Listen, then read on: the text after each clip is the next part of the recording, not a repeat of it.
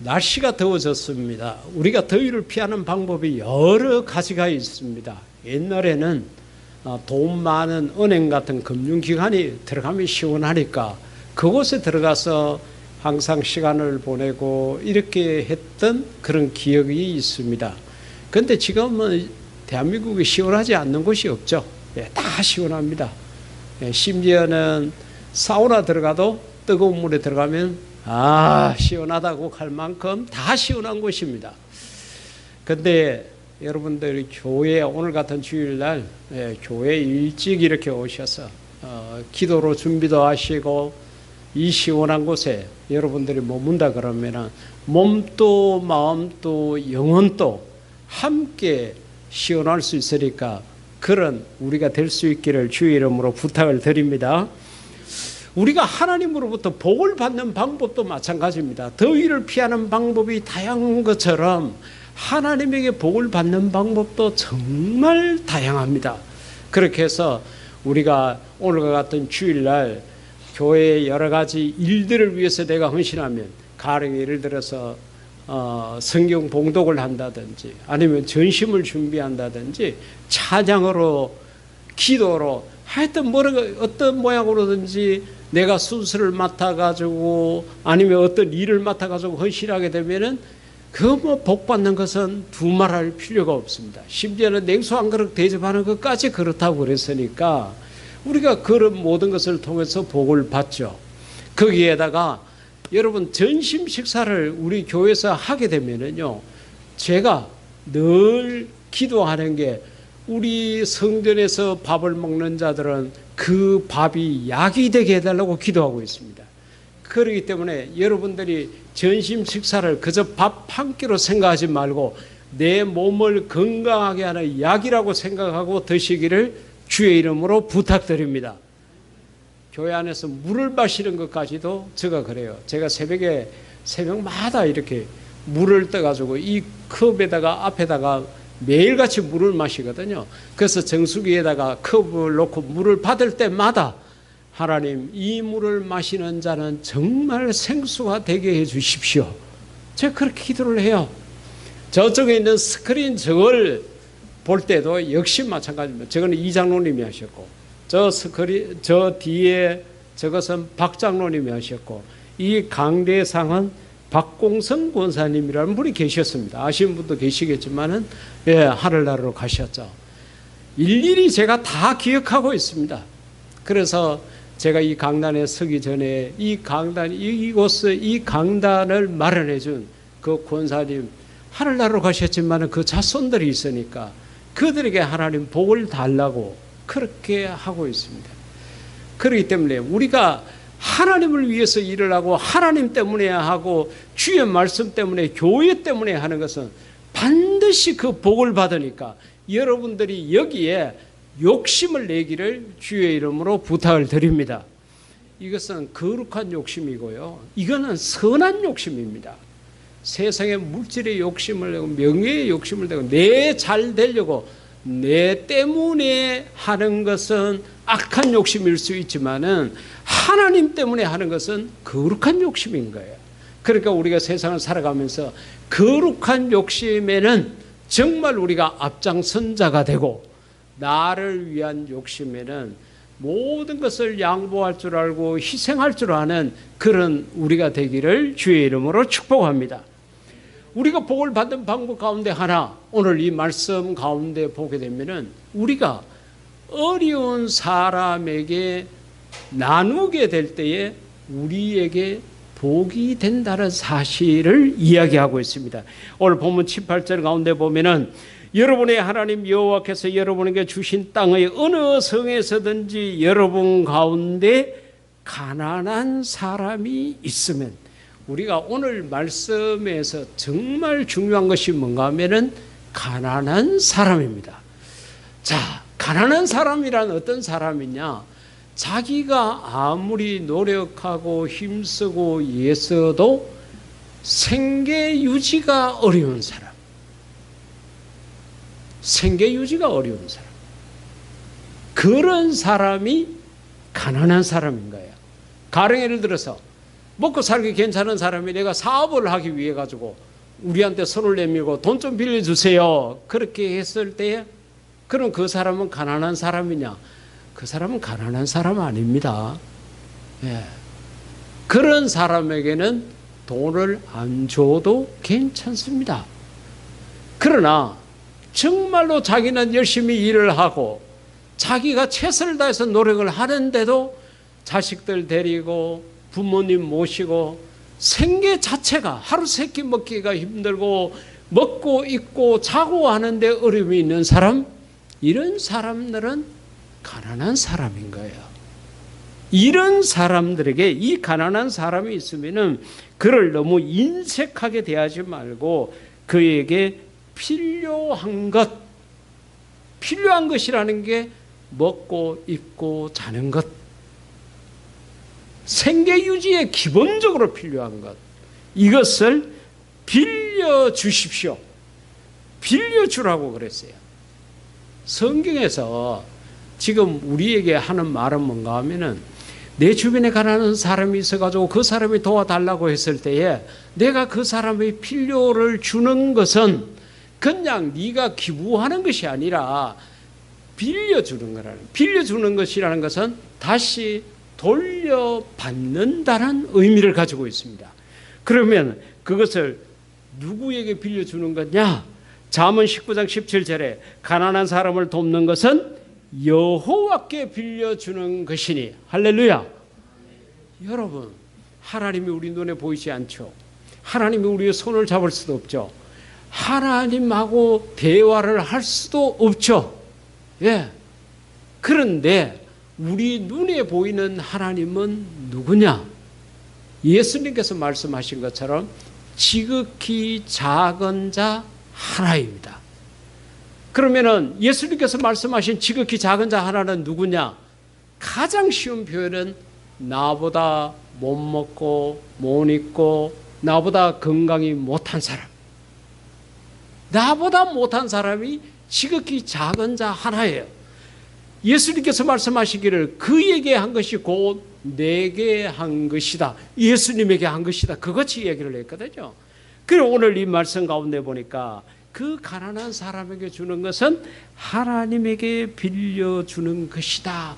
그래서 여호와께서 그의 선행을 반드시 하나님이 안 떼먹습니다. 여러분 혹시 하나님에게 빌려 드려가지고 떼먹어 보기, 그것을 정말로 난 떼먹혔다, 그런 게 있습니까? 여러분들이 온전한 11조를 드렸는데 내 삶이 궁핍하다? 아닙니다. 절대 그렇지 않습니다. 내가 11조를 했는데도 나는 궁핍한데요 하는 것은 두 가지입니다. 하나는 그것이 온전한 11조가 아니었거나, 아니면은 하나는 내가 욕심이 너무 많은 거예요. 하나님께서 내게 풍족하게 주셨는데도 더 큰 욕심 덩어리 때문에 하나님 왜 이거밖에 안 주지? 이렇게 생각하기 때문에 그런 겁니다. 하나님께서는 반드시 갚아주십니다. 그렇기 때문에 여러분, 우리가 가난한 사람을 돕는 것은, 그것은 빌려주는 거지 그거는 소비가 아니라는 이야기입니다.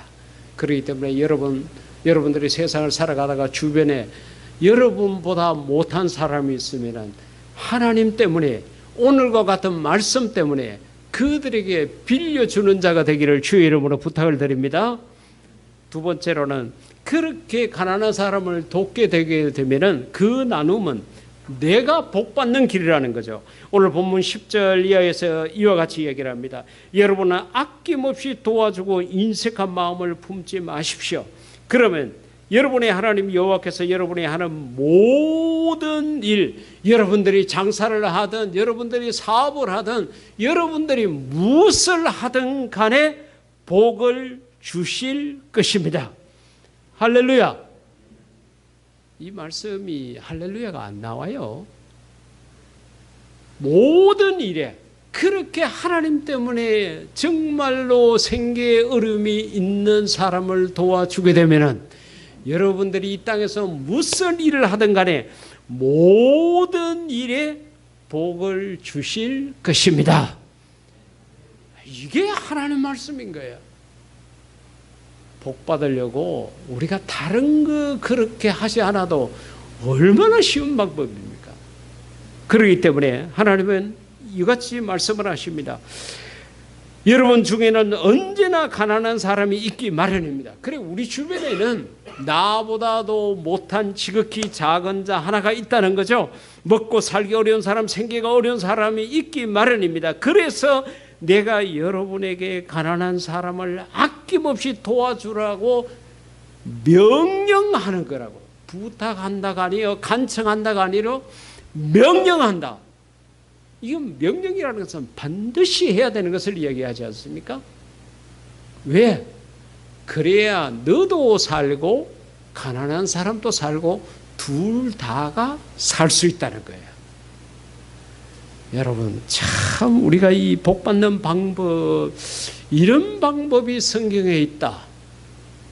이것은 우리가 정말로 복 받을 만한 일들이 내 주변에 내가 마음만 먹으면 널려 있다고 생각할 수 있습니다.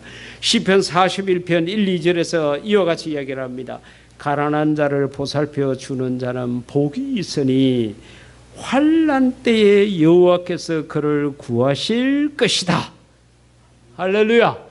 우리가 당하는 환난이 어떤 게 있습니까? 사업이 잘 되다가 무너질 수가 있습니다. 건강한 몸이 병들 수가 있습니다. 우리 가정에 편안함이 있었는데 갑자기 어려운 일이 생길 수가 있습니다. 어떤 모양의 환난이든지 간에 그 환난 때에 여호와께서 그를 구하여 주신다는 것입니다. 그렇기 때문에 우리가 가난한 사람을 돕고 이렇게 살아가면은 뉴스에 들어보면은 세상의 경제가 어렵다, 힘들다, 이 장사 안 된다, 저 장사 안 된다 하더라도 아무 걱정할 거 없습니다. 하나님께서 그 환난에서 지키고 보호해 주실 줄 믿습니다. 우리 무료급식을 도왔던, 그러게 시장에서 과일 장사를 하면서 그 과일을 우리 무료급식에 한때 이렇게 보내주시던 그런 그 당시에는 안수 집사님이셨습니다. 지금은 장로님이 되셨어요. 그분이 계셨습니다. 그분이 그 청과 상해를 그렇게 하다가 이제 치킨집을 오픈을 했습니다. 그렇게 해가지고 그 치킨집을 하는데, 여러분, 치킨집은 토요일과 주일이 대목이지 않습니까? 그때 제일 많이 팔리죠. 그런데 이 장로님이요, 주일날은 문을 닫아버린 거예요. 나는 주일날 장사 안 합니다. 나는 하나님을 믿는 사람이고 주일을 지켜야 됩니다.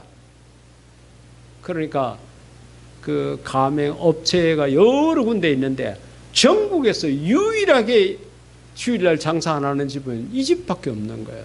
그래서 본사에서 이 집 안 되면은 그냥 문 닫게 하고 그러면 되겠다 이렇게 생각을 하고 본사에서 계속해서 그러면은 교회 갔다 와서 오후에라도 문을 여십시오 그렇게 하니까 주일은 온전히 지키는 거지 그렇게 지키는 거 아니라고.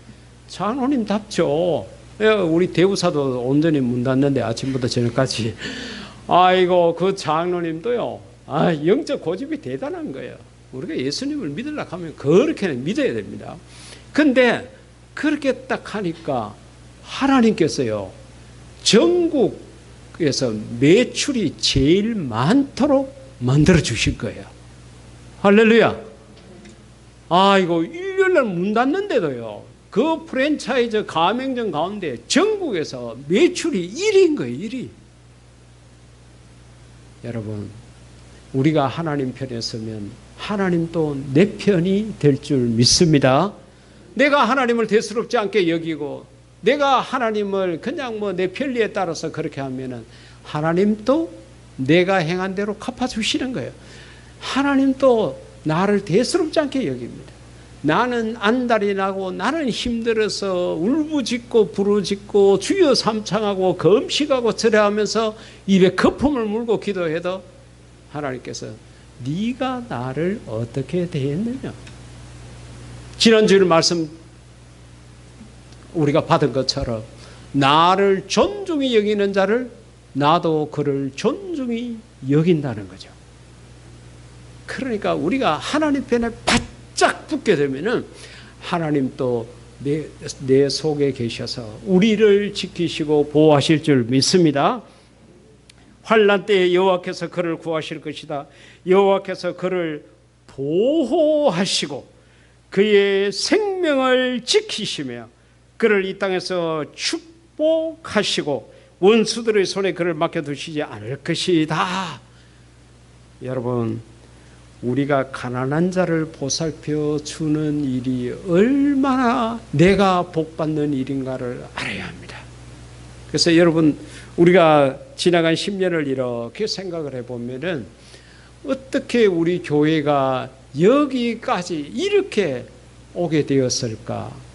10년 전에 이 교회를 시작할 때에 저를 아는 모든 목사님들은 100에 100% 지금 교회를 개척해서는 안 됩니다. 그렇게 이야기를 했어요. 지금이 어떤 시절인데 이때 교회를 개척하려고 그럽니까? 그때는 나도 교회 개척하려고 꿈도 안 꿨죠. 갑자기 그렇게 되었으니까. 그런데요, 우리가 저렇게 정말 아침 결식, 아침밥을 먹지 못하고 학교 가는 저 아이들을 우리가 챙기기 시작하면서 우리 교회도 같이 복을 받고 그 아이들도 복을 받은 줄 믿습니다. 우리가 그런 일을 하지 않았다 그러면 이 청소년 아침 무료급식, 이 가난한 아이들을 돌보는 일을 하지 않았다 그러면은 아마 오늘처럼 우리 교회가 이렇게 유명세를 타거나 이렇게 우리가 풍족하거나 이만한 일들을 절대 할 수 없었을 거라고 생각이 됩니다. 보십시오. 하나님께서 이 우리 경산에 있는 그 어린아이들 챙기기 시작하는 것을 시작을 해가지고 필리핀, 캄보디아를 비롯해서 세계 5개국에 우리가 지금 무료급식을 후원하고 있지 않습니까? 여기에 여러분들이 기도로 동참하고 월 얼마씩 후원하는 것으로 동참하고 몸으로 동참하니까 하나님께서 이 많은 복을 주고 계시는 줄 믿습니다. 하나님 앞에 서는 그 시간까지 여러분들이 이 일에 전심전력을 다해서 여러분이 복받고 살아갈 수 있기를 주의 이름으로 축복합니다. 마태복음 19장 16절 이하 말씀 가운데 보면은 이 가난한 사람에게 나누는 것은 신앙의 완성이라고 그랬습니다. 여러분들 오늘 다 옷을 입으셨잖아요. 우리가 옷을 입을 때에 제일 정말 신경을 쓰고 이렇게 마무리를 해야 되는 곳이 어디인지 알고 계세요? 허리입니다. 허리. 허리를 어떻게 처리하느냐에 따라 가지고 옷도 몸매도 맵시가 나타나게 되는 거예요. 아무리 좋은 옷을 입어도 허리 처리를 허술하게 해버리면은 옷도 대수롭지 않게 보이고 몸매도 아무렇지 않게 보이게 됩니다.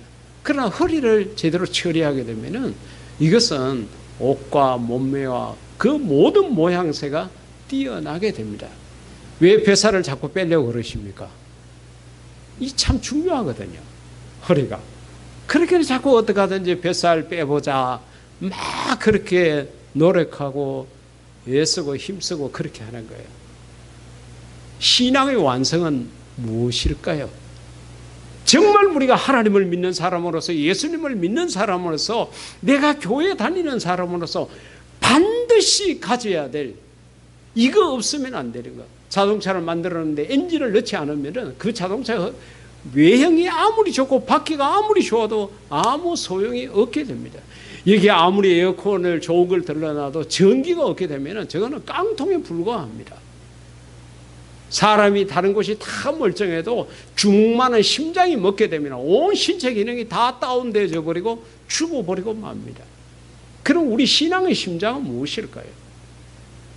오늘 이 마태복음 19장에서 예수님께서 그렇게 말씀을 하십니다. 어떤 젊은 청년이 예수님을 찾아왔습니다. 돈도 많고 도덕적으로도 선하고 믿음도 괜찮은 사람입니다. 와가지고 내가 무엇을 하여야 영생을 얻겠습니까? 천국 가고 싶은 생각이 있는 거예요. 이제 이 땅에서는 이만치 내가 잘 먹고 잘 살면 됐다 생각하니까 저 세상 예수님께서 그렇게 말씀하시는 천국에 대한 꿈을 가지고 있는 거예요. 내가 천국 가서도 여기서처럼 잘 먹고 잘 살았으면 좋겠는데 내가 어떻게 해야 구원을 얻을 수 있겠습니까? 영생에 대한 관심을 가지고 왔습니다. 그때 예수님께서 계명을 지키라 그랬습니다. 그러면서 예수님께서 구체적으로 다 말씀합니다. 왜? 그 청년이 어떤 계명을 지켜야 됩니까? 그렇게 하니까 살인하지 마라, 간음하지 마라, 도둑질하지 마라. 다시 말하면 우리가 10계명에 있는 그런 내용들을 이야기를 합니다. 그렇게 하니까 이 청년이 예수님 앞에 뭐라고 이야기를 하는가 하면은 저는 20절에 저는 이 모든 계명을 다 지켰습니다. 여러분, 젊은 사람이 돈도 있고 젊음도 있어요. 그러면 먹고 놀기가 얼마나 좋습니까? 그런데 소위 말하는 그 십계명에 관한 것을 다 지켰다고 예수님 앞에 장담을 하는 거예요. 만약에 이게 거짓말이었다 그러면 예수님께서 그러겠죠. 야, 이 자식아, 내가 다 알고 있는데 니 왜 거짓말해? 틀림없이 그렇게 말씀했을 것인데 예수님께서 그걸 인정하신 거예요. 여러분, 우리가 예수님을 믿는다 그래서 세상을 아무렇게나 살아가고 무조건 믿습니다, 이게 아닙니다. 우리가 선하게 살아야 되고 착하게 살아야 되고, 특히 어렵고 힘든 사람은 반드시 돌보며 살아야 될 줄 믿습니다. 이 청년이 내가 그 모든 것을 다 했습니다. 그러니까 예수님께서 마지막으로 한 가지 말씀을 딱 하신 거예요.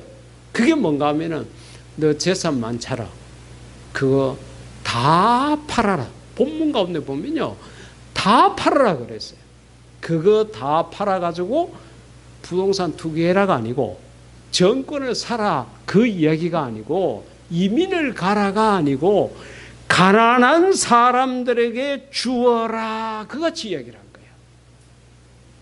그러면서 그렇게 하면은 너가 너 재산을 팔아가 가난한 사람에게 주게 되면은 너가 하늘에서 보물을 얻을 것이다. 할렐루야. 여러분, 우리가 이 땅에서 가난한 사람을 돕게 되면은 이것은 나중에 내가 하늘나라에 가서 상급으로 다 받게 된다는 이야기예요. 절대로 소비가 아닙니다. 그래서 이 청년이 그 이야기를 듣기는 들었는데 걱정, 근심, 염려, 불안함이 마음속에 밀려온 거예요. 이게 어떤 재산인데 하는 생각이 들었겠죠. 그리고 이걸 다 팔게 되면 내가 다음에 어떻게 먹고 살아야 되지 하는 불안감에 있었겠죠. 그 길로 이 청년은 예수님을 떠나갔습니다. 예수님을 만난 수많은 사람들이 병 고침을 받고 마음의 평안을 얻고 새로운 복음을 받고 마음에 기뻐하고 즐거워하고 감사함으로 헤어졌는데, 유독 이 부자 청년만은 근심하며 가버렸다. 신앙의 완성은 다른 계명을 다 지키는 것도 중요하지만은 가난한 자들에게 나누어 주는 것, 이게 이제 우리가 큰 덩어리로는 사랑이라고 말할 수 있습니다. 사랑이 없으면 아무것도 아닙니다. 아무리 교회에 모여서 철야하고 금식하고 찬양을 아주 막 정말 경건스럽게 하고 막 그렇게 하더라도 이렇게 가난한 자를 돕는 이런 모습이 없으면 부자 청년과 같은 이런 결론밖에는 나지 않는다는 것입니다. 사랑하는 성도 여러분, 우리는 교회 설립 10주년 기념으로 정말 먹을 것이 없는 가난한 자를 생각하고자 합니다. 우리가 그들의 이름도 모르고 얼굴도 모르고 그들의 부모도 모르고 그들을 한 번도 거의 대부분이 못 봤잖아요. 장로님하고 저하고야 르완다에 가서 가만히 있어봐라, 그때 방학이라고 못 봤네, 그죠? 건물만 봤네요. 예.